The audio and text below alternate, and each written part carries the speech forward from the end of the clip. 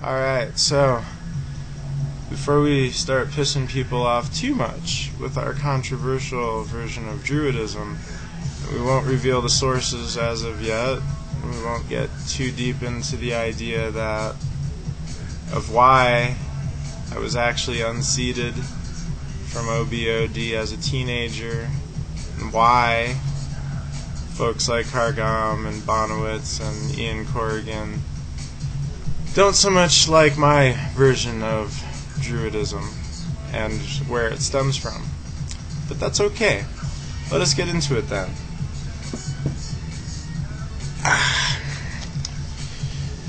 Three chief doctrines of Druidism is where we shall begin. And although many have depicted Druidry in the past as some kind of religion, pagan, what have you, the doctrines and core fundamentals of Druidry do not appear to be religious whatsoever. Item number 1. The doctrine of critical periods. This inclines that children possess a unique learning capability which disappears in adulthood. It is now believed that the Druids were able to educate all the children of the Celtic peoples, and that the children that showed the most promise were sent to a separate place of Druidic schooling. The females were sent to Avalon, the males were sent to the Isle of Iona, off the coast of Britain. There's also evidence of Druidic activity on a small island directly below Britain, the Isle of Wight, which the Druids called the Dragon Island. In W. Winwood Reid's History of the Druids, he explains that many parents did not even receive custody of their children until they were 14 years old.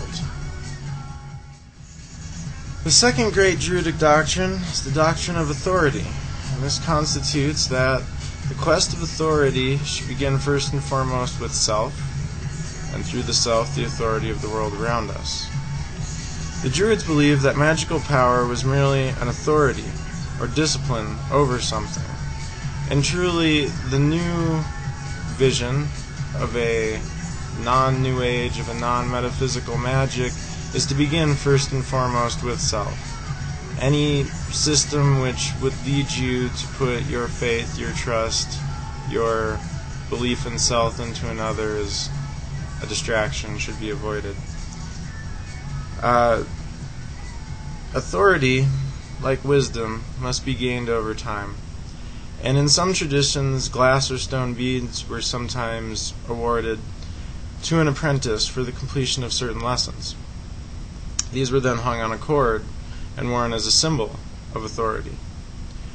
The nature of the Druid's power then becomes quite clear. Finally, the third doctrine of the Druids, chief doctrine, is the doctrine of separations. And this is the one where we start getting into trouble. The doctrine of separations implies that a destructive interference occurs in mixed genders. Energy does not usually flow freely between the two, in accordance with the laws of attraction. And we do see evidence of this in nature. We see, although we are programmed to believe that opposites attract, we find that like energies really do attract like energies. And this is hard to swallow for some. It does explain, quite cleverly, why males and females should be schooled and practiced separately when it's important to do so.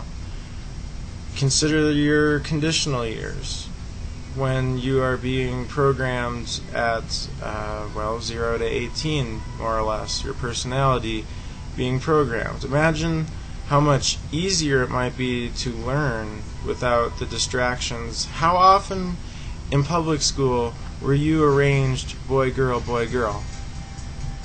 So it seems we're almost programmed from birth to seek this other side. And this isn't to be against, procreative relationships, or to say that males and females can't work together when necessary to do so, but understanding energy first and foremost is the key to all metaphysics. In fact, energy, that is what all this boils down to. It's where we started in lesson 1. It's It's probably where we'll end in lesson 200. I don't know.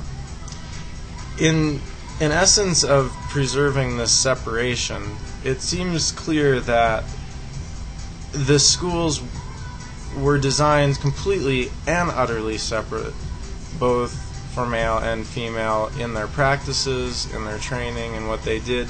Yet there were also times where they got together and blended those energies for mutual purposes. To be fair, according to W. Winwood Reade, who would not be what I would consider the most controversial, but definitely a controversial source for our study and analysis of Druidism,